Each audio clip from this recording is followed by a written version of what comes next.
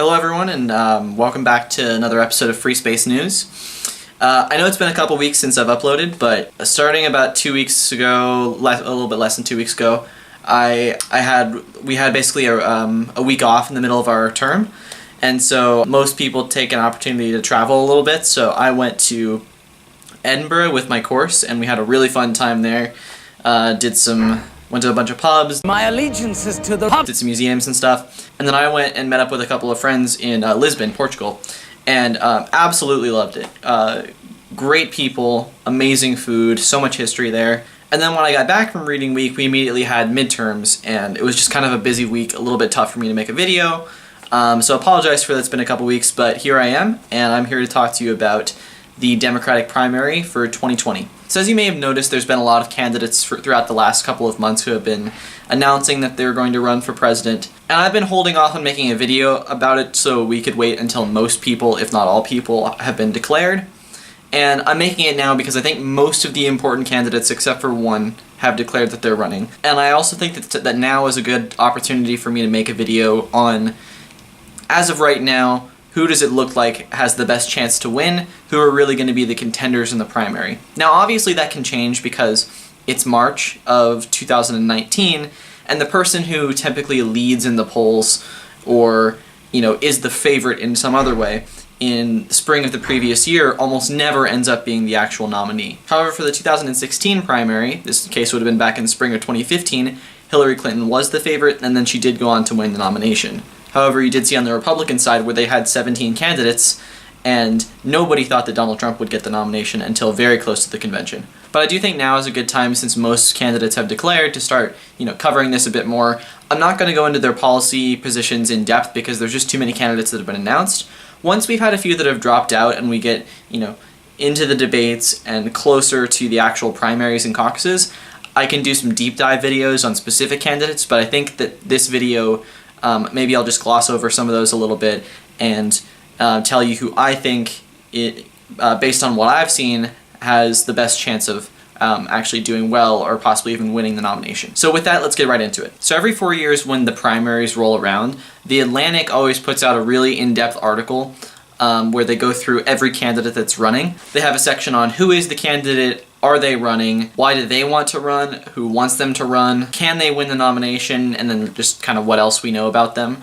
And this year, The Atlantic does I think their piece is fantastic. So when I look at the 2020 Democratic primary, I kind of look at it in two different groups. I think it's too early to have too many subgroups of different chances to win, of people that have absolutely no chance, people that have some chance, people that have a good chance but probably still won't win, and then the real contenders. And I just think that we're far too early in the process. I mean, a lot of people don't even necessarily know who's running at this point. People aren't really thinking about the next election. They're kind of thinking about more relevant issues today. So I'm really going to have two groups. I have one group that is the kind of front runners, the contenders right now, and then I'll just have everybody else, and they have varying degrees of how likely they are to win the primary. Now, the first candidate I'm going to talk about is Marianne Williamson. If you haven't heard of her, she is an inspirational author and speaker, and it's a little unclear as to exactly why she wants to run for president. The Atlantic says that she writes on her website, "My campaign for the presidency is dedicated to the search for higher wisdom," and she has criticized Hillary Clinton for coziness with corporate interests in 2016, and she ran for U.S. House in 2014. So clearly, not much political experience, not that very, very little name recognition. I would say that she doesn't have much of a chance to win, so I'm going to put her in that first group. Next up, we have a candidate who I have really been following a lot for the last couple of months. He's really been running for a long time now. His name is Andrew Yang. He's an entrepreneur, and he started the company Manhattan Prep and then Venture for America. Interestingly enough, he's running on the platform of universal basic income. He's one of the first candidates to really kind of put that forward.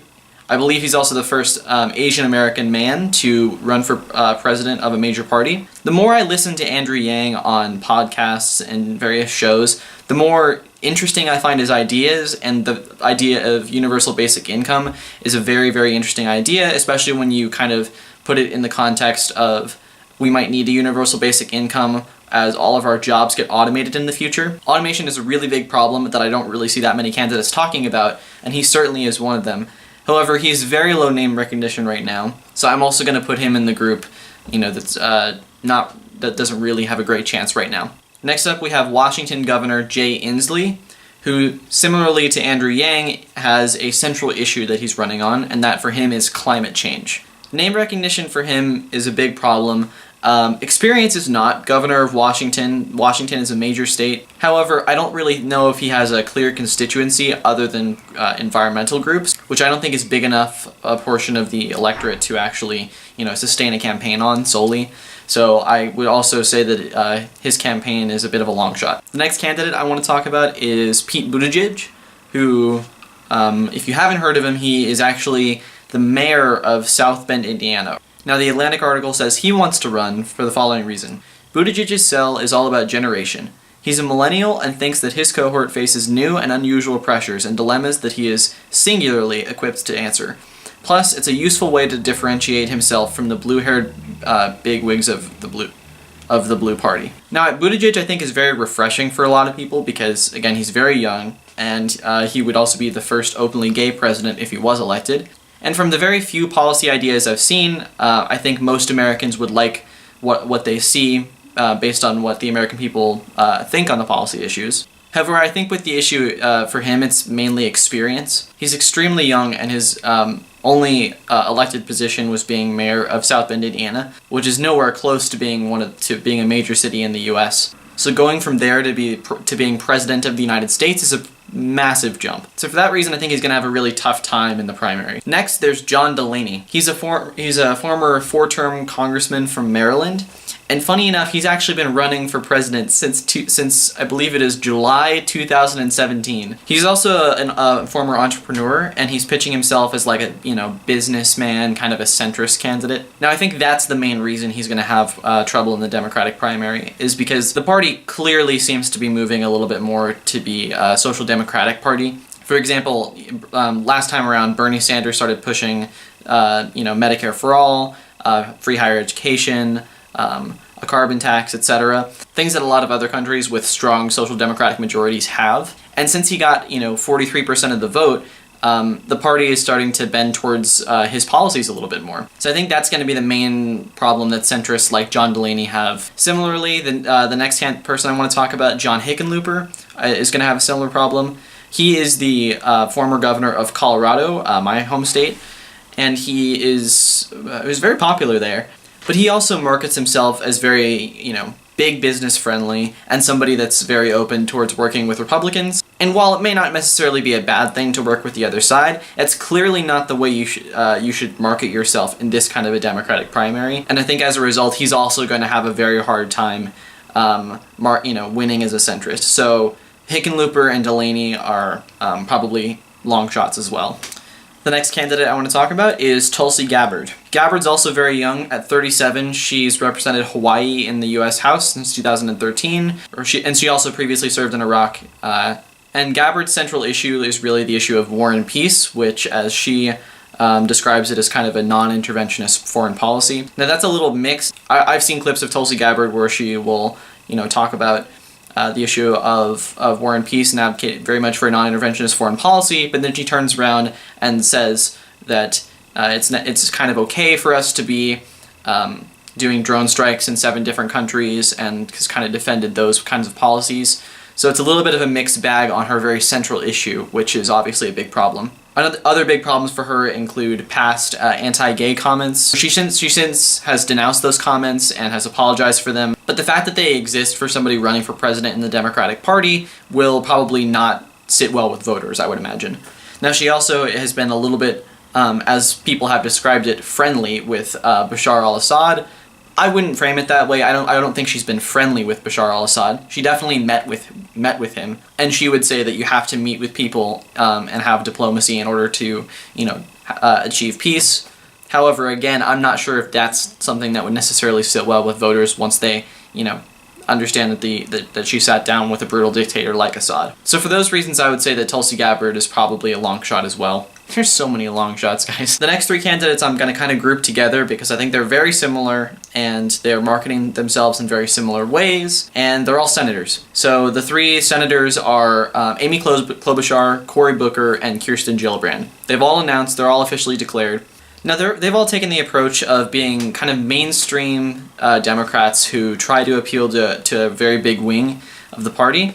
They're obviously very well liked by the establishment, but they're also trying to appeal to more progressive policy. For example, Kirsten Gillibrand has come around to supporting Medicare for All. I believe Cory Booker has as well, I don't know. But Cory Booker has also made marijuana legalization and, in general, very liberal criminal justice reform a big priority. Here's the issue with these three people. They're very electable individually, I would argue. But the fact that there's three of them running, as well as Kamala Harris, which I'll get to later, I'm just not sure how much they can separate themselves from each other and really get a strong base of support. I mean, to win the Democratic primary, even in a big field like this, you still probably need over 20% of the vote. And I'm not sure, and they're all currently polling less than 5%.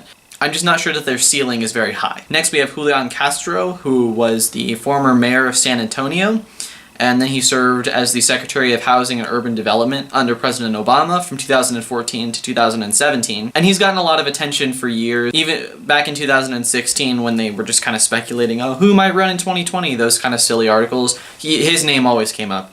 And I think the problem that he's going to face is that he doesn't necessarily have that clear of an identity. He's trying to kind of have a similar campaign of, that of President Obama. But the Atlantic article points out that just because he wants to seem like Obama and have a similar results doesn't mean he can. Similarly with the senators, I think he's going to have a little bit of a hard time distinguishing himself from the other candidates. That's kind of showing in the polling data right now, as he's also polling at around 1%. Okay, now we're starting to get towards people who are a little bit more, have a little bit better of a chance. The next person I want to discuss just actually announced, I believe yesterday, and it's Beto O'Rourke. So he is a former U.S. representative from Texas, and he most famously ran for Senate against Ted Cruz in Texas. And the really interesting thing about it was that he didn't run as some, conservative blue dog Democrat who might have a chance of beating somebody who's really extreme like Ted Cruz. He ran as a progressive in one of the most red states in the country. And he almost won. So immediately after that election and kind of leading up to it as well, the polls of potential 2020 Democratic candidates had him getting about 10 to 15% in a very crowded field. The problem is that's now dropped down to 5%. So he might get a little bit more boost now that he's announced. But I think his problem is that a lot of his constituency, since he's a very progressive guy, would be people that support people like Bernie Sanders and Elizabeth Warren. Since Bernie and Elizabeth Warren are running and have been carrying the progressive torch for a lot longer than he has, I think he's going to have a hard time getting support elsewhere. So I'd still probably put him in it's a bit of a long shot kind of category. Okay, it's been a long video. Don't worry, we've only got 4 more candidates to go.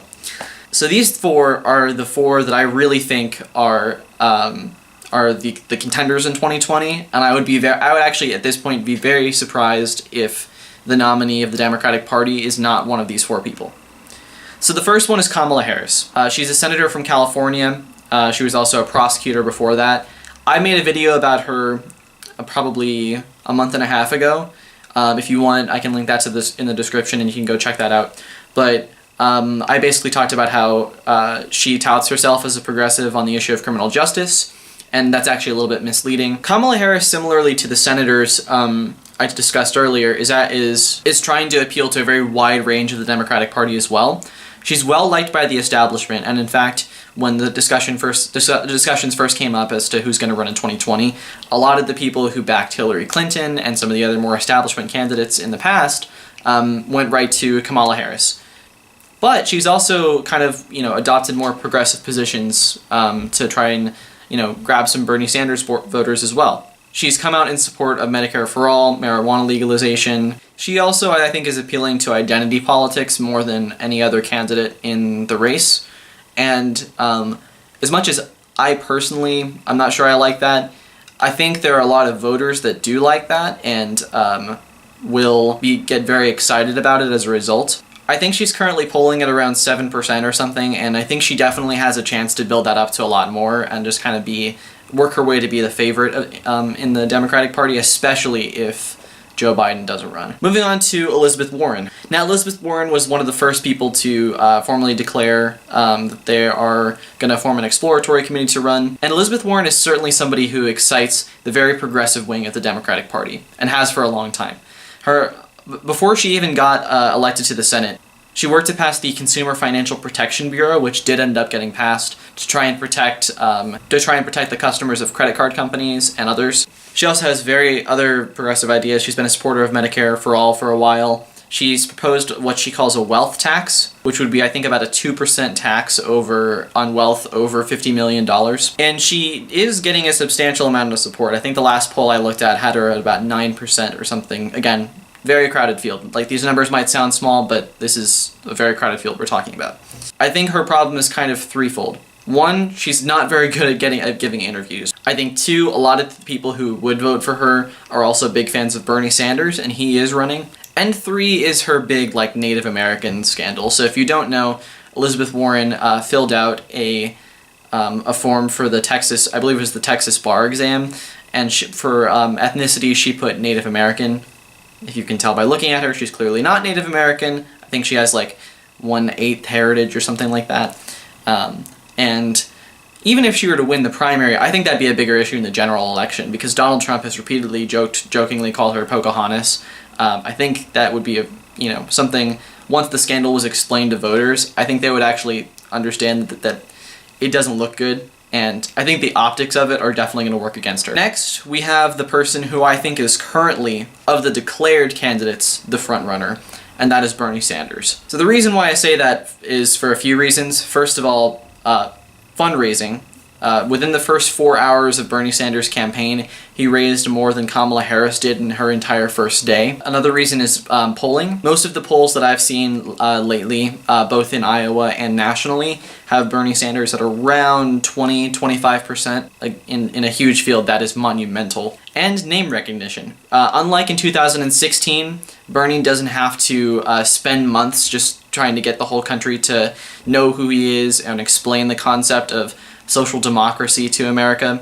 But interestingly enough, that could also work against him. Because he did such a good job in 2016, a lot of the party, like Kamala Harris, like the three senators I mentioned, Gillibrand, Booker, Klobuchar, they've started to try and adopt his agenda because they realize it's very popular within the Democratic Party. So a lot of them have come on board with ideas like single-payer healthcare, reduced costs for higher education, things like that, higher tax rates, etc. So if there are younger, more exciting candidates that are able to essentially have the same policies, that might end up working against him. But he could always appeal to his authenticity and say that he supported these policies before they did, and they're basically just jumping on the bandwagon. I don't really know which of those two forces is going to win out, but I think of the candidates that are currently declared, he's the frontrunner. Now that would change if the final candidate enters the race, Joe Biden. Joe Biden is, according to every poll I've seen, the most popular politician in the country. Joe Biden has a 53% approval rating with only a 33% disapproval rating.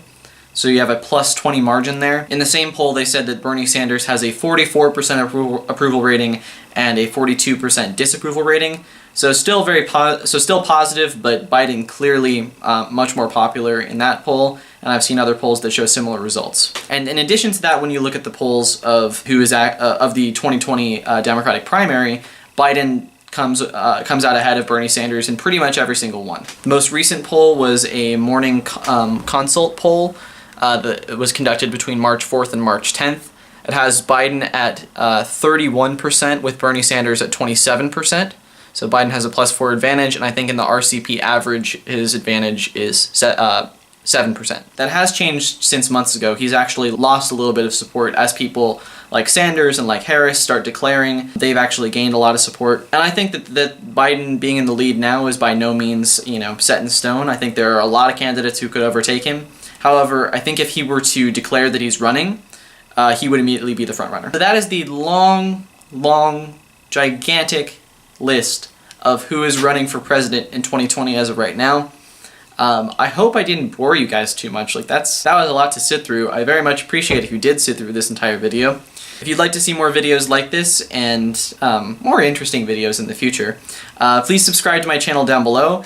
Comment in the comment section, let me know what you think. Who do you think is the front runner in 2020? Are there any candidates I missed? Are there any, is there any part of my analysis you disagree with? I want to hear from you in the comment section and on Facebook. So that's all for today, and I will see you guys in the next video.